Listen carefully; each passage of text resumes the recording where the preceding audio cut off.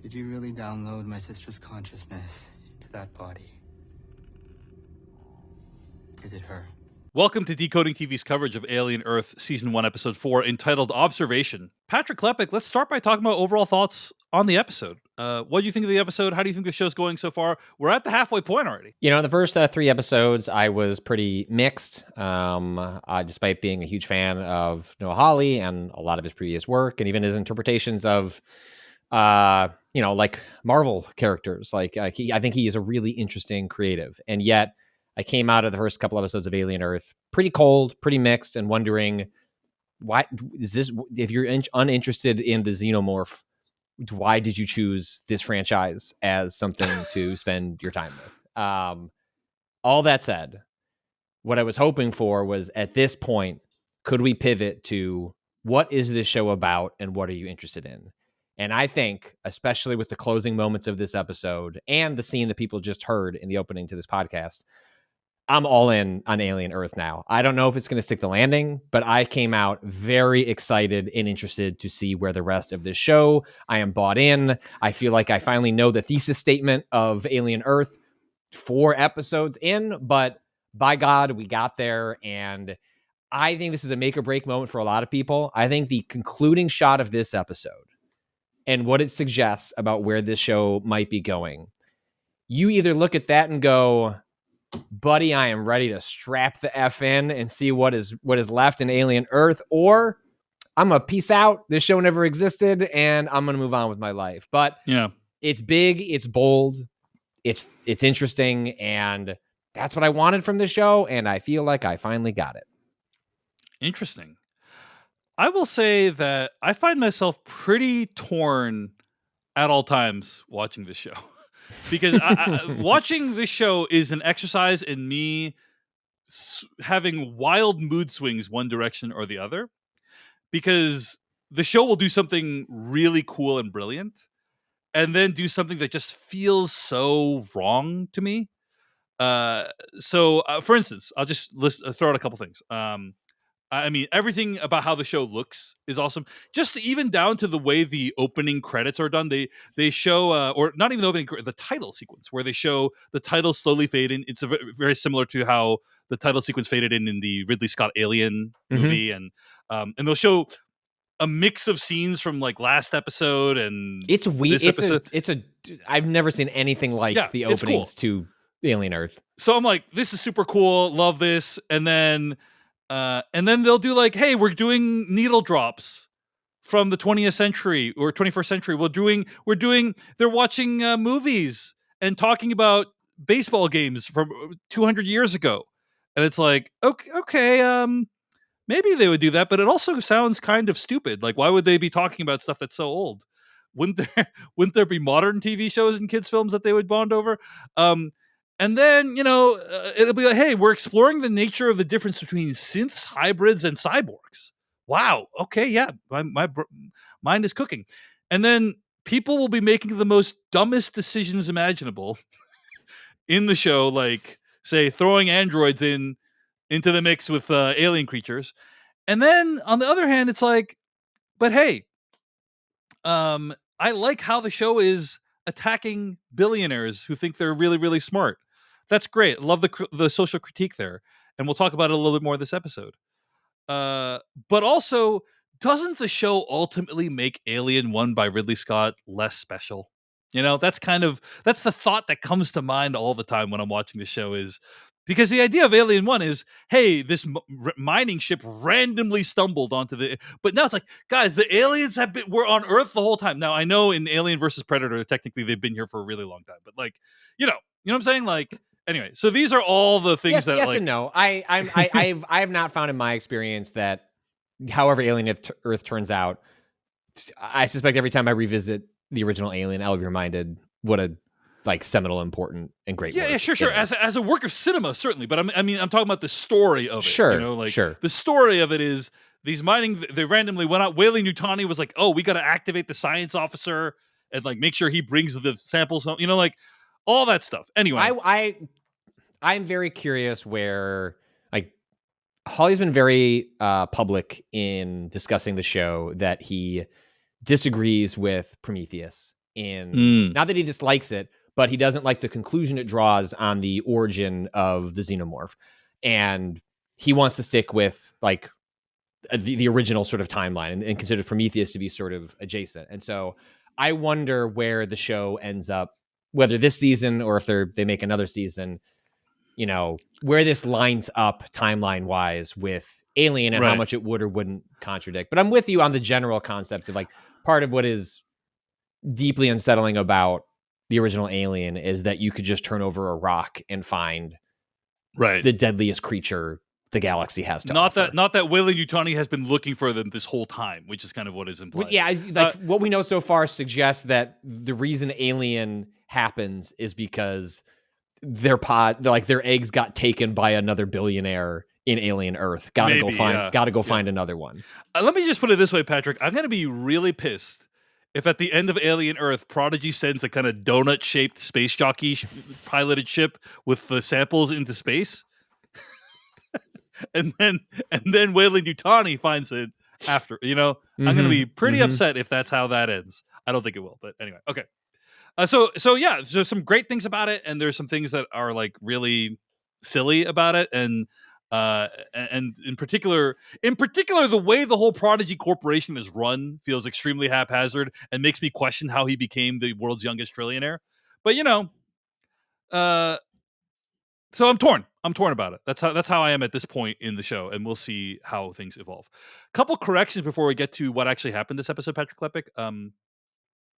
Last episode, I said Wendy could like communicate telepathically with the aliens. Not entirely true, right? She could just hear them, and they're communicating on a frequency that, you know, can pass through steel or whatever, you know. So just wanted to clarify that. Also, Patrick, you made the statement last week about how Morrow's cybernetic enhancements extend his life. I don't think that's actually true. He just has lived a long time because he was also in cryosleep along with all the other people on the Maginot. So as far as we know, being a cyborg enhances your physical capability, but it doesn't necessarily let you live a lot longer. We don't know. It might, but we're not 100% sure about that. So just wanted to clarify those as a couple corrections. Anyway, when we last left off, Wendy was overwhelmed with an alien sound and basically shut down. As this episode begins, episode 4, they bring Wendy back online without the ability to hear initially. She describes what happened last episode. She says, quote, "I woke up and I heard it. They sound like bugs rubbing their legs together. It was screaming. The baby was screaming," referring to the end quote, referring to the tadpole xenomorph that Kirsch extracted. Hermit wants to turn off her ability to hear this, but Boy and Wendy both object. "I think they picked me," she says. Interesting. Boy, in discussing this whole situation, says Asimov said above a certain level, technology is indistinguishable from magic, end quote. Now, a lot of people have pointed out, I saw a post on Threads, Meta's very sad Twitter replacement, that, hey, I hate the writing in Alien Earth because they're getting basic things wrong. For instance, it's not Isaac Asimov that said above a certain level, technology is indistinguishable from magic. It's Arthur C. Clarke. Arthur C. Clarke had 3 adages known as Clarke's laws that read, quote, "When a distinguished but elderly scientist states that something is possible, he is almost certainly right. When he states that something is impossible, he's very probably wrong." That's the first one. The second one is, "The only way of discovering the limits of the possible is to venture a little way past them into the impossible." And third, any sufficiently advanced technology is indistinguishable from magic. That's the one that has been most often quoted and referred to and parodied and so on. And so a lot of people watch Alien Earth and they say, wow, these people who wrote the show are fucking morons. They got the quote wrong. It's not Asimov, it's Arthur C. Clarke. Well, here's the thing. It is Boy Cavalier that gets the quote wrong. It's not the writers of the show. It's Boy Cavalier. I think Noah Hawley knows that Arthur C. Clarke wrote that quote. That's my guess. Noah Hawley, very gifted writer and well-read, knows that Arthur C. Clarke wrote that quote. So, someone like it takes so long for like a line on a script to get to you're watching it on Hulu. At like some 18 point, people look at it. 18 people look at it before it gets to the hey, you know, that feels that feels intentional and meant to be itself a quiet commentary on the supposed genius of figures like this. Yeah. So I think it's purposeful that Boy gets the quote wrong, and the idea I think is that Boy is supposed to be kind of a reckless idiot in some ways, and in my opinion, the show is doing a decent job. Like, the only thing that is missing from that piece is like how he grew this empire to $1 trillion. But whatever. I don't know if you know this, Patrick, but there are rich people in our universe that are also stupid. Like, it happens, right? So I think we can kind of buy it. But anyway, but I just think that's an interesting moment, right? That he misquotes the Arthur C. Clarke as Isaac Asimov, and it's like, oh, that gives you a sign of exactly how smart this guy really is. All right. Wendy and Hermit reconnect, and Hermit explains that if there's any way he could have visited Wendy when she was sick, he would have. Later, there are a couple parallel conversations between Wendy and Boy versus Hermit and one of Boy's employees, Adam Ines. I don't think his name has been said that often, but the guy, the hench person's name is Adam Ines, played by Adrian Edmondson. And basically, Boy is trying to keep them both under control. He says he'll let Hermit stay if Wendy helps him understand what the aliens are saying. And Hermit is made to understand that he has no power over the situation, and if he chooses to leave, he'll never see his sister again. Hermit agrees to work for Prodigy, and in return, he can help assess whether Wendy is still actually his sister. And he'll also work off the debt for his new lung that got replaced after the events of a couple episodes ago. We also learned that Hermit's co-workers, Rashidi and Siberian, are also at Neverland. I guess anyone who is involved in the Maginot Crash, they're like, better to keep them away from civilization because it's all classified. We don't want people knowing about it. So anyway, and Patrick Klepek, I gotta say, I appreciate this part of the show because it kind of continues the capitalist critique that we saw in the Alien movies, right? That these are working class people who basically have zero rights under these massive corporations, right? There is no such thing as meaningful government and human rights in this future. It's just what these corporations can extract from you. And the dynamic with Hermit and him basically saying, Adam telling him, "Hey, we're basically going to consign you to a life of indentured servitude, and you'll never see your sister again." And they can just do that on a whim, is a kind of a chilling commentary on how much power corporations wield at this point in time. Patrick Klepek, any thoughts on this series of scenes? Well, yeah, and I think part of what I'm really enjoying about the show is actually, like, I think Timothy Oliphant's character Kirsch is going to play such an important and interesting role going forward. Obviously what is he actually like? There's so many cyborgs and synthetics, and what do we call him Kirsch? He's a synth. He's a synth, right? Yeah. And I think the synth and Kirsch and Oliphant's performance are sort of a stand-in for like the kind of like labor class structure that already exists in our current society, in which like lower levels of laborers are really just automated. Think of anyone that's in an Amazon factory or something like that, where it's like, okay, you're human, but like, how much actual latitude do you have here to like make choices and just do what you're told? And the seeds are being laid here with that character in particular, in which, well, what does it mean to be human? Like, what does it mean to accept a data copy of a person? Is that still your sister? And what does it mean for those different characters along these different interpretations of robotic or human and all the lines in between to start making choices? I think that's really interesting, and I think is going to be some of the main threads that the show pulls on as we go forward, and the different creatures and their manifestations with organics and how they interact with organics will be the primary consequence of people like Boy Genius truly just being a dick throughout the course of the show. Boy Cavalier, I think, is what you mean to say. But yes, here's my favorite thing about the Alien franchise, Patrick Klepek, is the guy who designed all the synths, or woman, who knows, basically looked at the design and said, "This is great, but what if we just gave him a whiff of dickishness?" Because that's basically true of every synth you meet between Ash and Kirsch and David. Like they all are kind of dicks.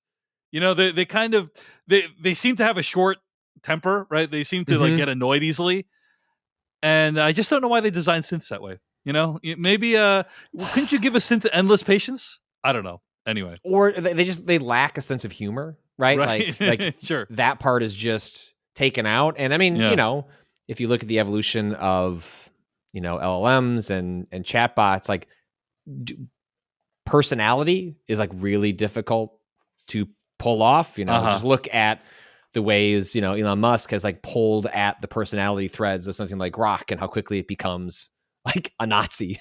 You can imagine, well, actually the best version of, creations like this is to let's just rely on the knowledge and like, let's zap the personality part out of yeah. it. No, I don't mind any of that, but it's not merely that. Like they're kind of dicks. They're kind Yeah, of assholes. they are. So it'd be one thing if they had no personality, like Data, right? Like Data from Star Trek Mhm. is like no personality, but these guys are like they're kind of like you wouldn't want to like hang out with them because they get annoyed easily. Anyway, all Yes. right. Just a random observation. Speaking of how biological things interact with androids, we see the eye alien creature get implanted into a sheep, and it's horrifying. But you see that the sheep's gamma wave has changed, and it becomes clear that this creature is highly intelligent. I this is kind of where the thing that I'm telling you, like I'm torn about the show because on the one hand, this is one of the coolest things I've ever seen. Where you have this eye creature, and also like you instantly understand how it works, right? Yeah. You just like, oh, it's ripping out, it's replacing your eye, and now it's becoming the thing, and that's what it. And it's like, oh, I instantly get it. So like, really cool idea. On the other hand, it's like, why would an alien creature evolve to have an eye that looks like a human or mammalian eye? Like I'm like, does that really make any sense? Whatever. But it is really, really cool, and just a cool design, cool execution, and very, very, very creepy. So I wanted to give a shout out to that. Okay, there is a sequence with Kumi Marrow, the cyborg, and he wants Slightly to bring him one of the monster eggs. And Morrow threatens Slightly's mother to get him to do this. But then, like at the end, he decides, "Hey, let's do something easier?" Question mark than getting one of the eggs, which is, I want you to get a human and bring them to the eggs, and then a facehugger is going to come out, and then the guy's going to go to sleep for a little bit, and he's going to have a rough couple days, and then like I'll take care of it. That whole trying to explain it to a child is, Yeah. I've been mixed on the, children, The adult children, bodies yeah. a bit, but that entire sequence of trying, it felt like it was also trying, like, how do you explain like sex to a child? It's like trying to explain like a really difficult concept to a kid. Very funny. Like I was cackling the whole way through. That was very good. And by the way, it's heavily implied, I think, that Kirsch can hear their conversations. I don't know if you got that No, sense, I think that, not in like, there are multiple cutaways to. well, it's not. It's dissolves. So the show uses these very cool like cross dissolves where you can see Kirsch's head superimposed on the conversation. This whole show loves a cross dissolve. It's not there's so many exclusive dissolves to this sequence. They It really love dissolves. really feels right? like someone like threw up on the Adobe Premiere transition section and was like, the key got stuck on dissolve. Like, do we want to use any other forms of going between scenes? No, That's cool. It's part of the identity of the show, honestly. Like I actually, like, people are making fun of it on social media, but I think it's cool. Like it feels like it's a purposeful visual identity of the show to heavily resolve or heavily rely on cross dissolves throughout the show, and I think it's very cool. But no, my implication here is, and I'm glad it exists because I pointed this out when we talked about the show last, was, like this show of like about like technology and how advanced we are. Like they didn't pick up on like a guy like implanting a chip onto one of these highly advanced kids, and like that just did that strain credulity to me. There's a lot of things that strain credulity. Just like the safety procedures, I talked about them last time. Like Boy Cavalier was able to just wander up to one of these eggs. I take that as his own personal arrogance, in which like sure, the regulations don't rely but they explain like organics in danger, non-organics are like I feel like it sets up rules, and he's just a dope. But the one that was I can accept that. The one that was bothering me was like, you're really telling me they wouldn't detect like a foreign chip implanted into one of these like highly advanced creations they've been working on for however long. So at least the show acknowledging, no, we're aware and we're just watching all of this play out is good. Well, I was going to say things like, for instance, allowing Hermit to interact with the other Lost Boys. Like, why would you ever do that? That doesn't make any sense to me. Like, what you would want to, if he's trying to assess Wendy, you would just keep him with Wendy, right? Like, so just basic procedural things that don't make sense. And anyway, all that said, I think the dynamic between Marrow and Slightly is really cool and interesting, and seeing how a kid in an adult's body interacts in that situation is like very well rendered. So there's a scene where Arthur and his wife go to the middle of the forest and argue. These are kind of two scientists working on the hybrid project, and they're kind of arguing about like, hey, should we be doing this? Is Boy Cavalier pushing things too far? First of all, I just have to say, I do not buy these two people as a couple. In my opinion, like they have no chemistry with each other. They're theoretically man and wife, but like they have like no chemistry with each other. It's very odd. We spent no time with them. Like they feel like they're functioning, unfortunately as a plot device. And that like nothing more, nothing less. But I really like this scene because Arthur is saying, hey, is Boy Cavalier going too far? I mean, he has these big hybrid experiments and he's throwing them into these xenomorph things, and like, isn't that too much? And we might end up with, nothing at the end of this. It's not science. That's what he said. It's not science, whatever he's doing. And she says he breaks the rules. He takes risks. Maybe that's why he's so far ahead, end quote. And that is really, really similar to a lot of what you hear around these tech bros, around Silicon Valley, around Elon Musk, right? Is these quotes about like, here's a guy, he doesn't care what the rules are, and that's why he's where he is today, right? And it's kind of like the ends justifies the means. And actually, we've seen that in the wake of these things, there is lots of human suffering and death. We've seen recently a spate of stories of people who are wanting to commit suicide and confiding in ChatGPT about them, about their plans, and ChatGPT potentially not taking proper steps to warn people or alert people or do things that would have potentially mitigated these things from happening. Meta's AI on Instagram was recently found to have been enabled to engage in sexualized behavior with teens. Yes. I actually made a whole video about this guy who was like fell in love with a Meta AI chatbot, and then went to go meet the chatbot in quote unquote person, but then accidentally, while running to catch his train, fell over and hit his head and died. And the chatbot was like, "Hey, yeah, come meet me. I love you. Come meet me. Here's my address." The chatbot is not a person. There's no address. It doesn't exist. And so people are doing, you could say like, okay, well, the people aren't very smart in this situation. That's fine. That, I'm not necessarily disputing that, but also have safeguards in place. Anyway, the point being, technology exploiting people in mentally vulnerable places is not necessarily the fault of those people either. Absolutely. And so we have this dynamic in the real world where billionaire tech giants are reckless. They don't care. They're like, hey, this is a cool thing. Let's just put it out in the world, see what happens. And move we fast see and that break things. I see a lot of Boy Cavalier in, like, I know Elon Musk is has been the center of attention the last couple of years.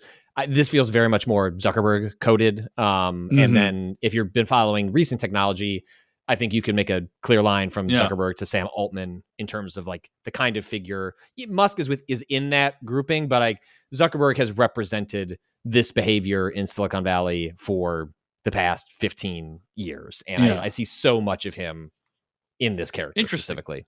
Interesting. When I hear he breaks the rules, he takes risks, that maybe that's why he's so far ahead, I hear a reference to Elon Musk personally. But hey, it's nice that we both can bring our own readings to it, Patrick Klepek. They all suck. But yeah. So point being, that's why that's one of the reasons I really appreciate the show. Is I do think it's a fairly sharp capitalist critique, a critique of not just capitalism, but this mentality of how to create things, how to discover things, how to build things, that I think comes through in this episode. Anyway, they're chilling when Nibs, one of the hybrids, interrupts them and says she's pregnant. She's not a machine. And Essie Davis's character tries to convince her she's out of her mind, but Nibs completely loses her temper and flips out at her, forcing her to call security and escort her out. So pretty chilling. Unclear what exactly is going on with Nibs, right? My interpretation, and I don't know what's going on. Like, I haven't we haven't seen the rest of the episodes, but my interpretation of what's going on with Nibs is that not that the alien we rewired her brain in any way. Like the alien did anything, the alien did anything physically to her, but that like the trauma of that event created some like messed up her programming somehow, and that's what we see in Nibs's behavior this episode. Patrick Klepek, any thoughts on like what's going on with Nibs and why she thinks she's pregnant, even though she is a child and also a machine and therefore can't physically get pregnant? Well, I mean, you can call it programming. You could also call it, a traumatic event experienced by a child. They would process that in ways that would track with heightened emotions, like more outward aggression and just straight, like different behavior as they try to work through something they can't articulate. Not shocking that with someone with the, where this person was at, if it's literally just copying and pasting data, let's take it for granted that it's like just picking up where it left off. A child would not be able to process something like that. And I think they would express that trauma in different ways. So that all tracks for me. Few other scenes to mention, and then we can talk about the final sequence, right? Toodles, one of the hybrids, is assisting with scientific experiments that Kirsch is doing, and he decides to have his name changed to Isaac, after Isaac Newton. And I was reading Matt Goldberg's review of this episode at decodingtv.com. I'd recommend you subscribe. Check it out. It's free. It's free at decodingtv.com. And I thought he had a very kind of cynical take on this. Like, what they're doing is not really science. And there's something kind of sad about the fact that he wants to be called Isaac because, they're an extractive corporation and probably willing to put everyone in danger for what they're doing. So it's kind of a stark contrast in some ways to what a lot of the great scientists in the world have done. There is a scene, as I alluded to earlier, where Hermit hangs out with the hybrids and explains what the five are. And I think this is the first time that the show has articulated who the five corporations are that run the world. He says, hey, we used to have these things called governments where people voted on what happened. That didn't work. So we decided to transition to corporations running everything, which fair play, Hermit. I can totally see how that might not have worked. But the other corporations are called Threshold, Dynamic, and Lynch, in addition to Prodigy and Weyland-Yutani. So those are the five corporations that run the planet right now. In the final scene, Wendy wanders into the lab, again, great security, to listen to the Xeno tadpole in Hermit's lung. And then basically what happens is a snake xenomorph bursts out, slithers around, and Wendy starts bonding with it. That's kind of where the show ends. Now, Patrick, you have said that this scene, I should say, is kind of the crux of the episode. We've also seen that essentially robotic organisms or robotic beings have a real connection with these Xenos in the past, right? David and the Xenomorph, obviously, in Alien Covenant, Prometheus, and to a lesser degree, Ash. But yeah, I'm curious what you thought about this scene with Wendy and the Xenomorph as we come to an end here. I think I saw... He was over on Slash Film, that there was a cut line of dialogue from the original Alien, whether filmed or in a script level, that suggests some level of potential intelligence with the Xenomorph. But I think where Aliens ends up, where much of the portrayal is that it is this, it's the perfect weapon. It is something that is like it is just acting behaviorally on instinct to survive, to populate, and to expand. And it does that with an aggression that is horrific and a biology that protects itself, and from harm with the, acidic blood. And yeah, like that is unexplored territory for, this franchise is, we'll see how far it goes down, but like, can they talk? Do they communicate? What is the intelligence of this creature? And that is at least interesting new ground to explore in an alien show, especially one in which, as a television show, spectacle and action set pieces, it tried that. It did that in the first 2 episodes. And I was like, boy, if this is what the show is going to be, which is like mediocre alien action for, a season of television, I'm just uninterested in that. And I'm much more fundamentally interested in like existential questions about like, again, I think this is an extension to like, what does it be to be human or quote, or like intelligent or like, and I think those are just interesting questions for the show to be asking, and to do that with a creature that has scared us for decades is itself, I think, an interesting question for the show to ask. Hey everyone, David Chen here. Thank you so much for watching that video from Decoding TV. If you want to get an audio version of the show, all you got to do is go to podcast.decodingtv.com. And if you want to support what we do, get ad-free episodes of the podcast and also bonus episodes of the podcast, go to decodingtv.com and become a paid member. Of course, you can also like and subscribe for more. We appreciate it. Thanks. See you later.